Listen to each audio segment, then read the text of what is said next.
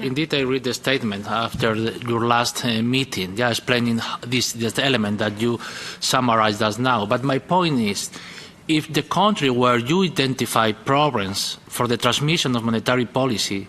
is a country where the inflation rate is higher than the average,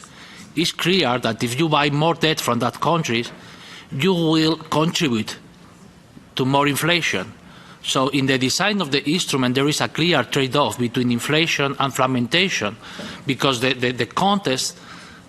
to implement this tool is completely different from the context in the pandemic crisis, where we faced a deflation risk. Now we are in an inflation risk, and with inflation, you will not be able to buy debt from a country where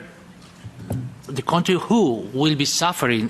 problems for the transmission of the monetary policy, because in that context you will contribute to increase the inflation just in that market. So in the design there is a clear trade-off between fragmentation and inflation that is not solved.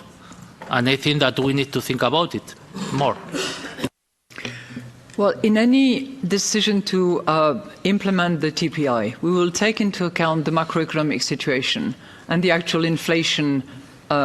situation, as well as the inflation outlook, in order to properly design the use of TPI, the volume of purchases that would take place, in order to address something that is not in the ordinary course of business, because it is disorderly, because it is unwarranted, because it's a market dynamics that has to be stopped.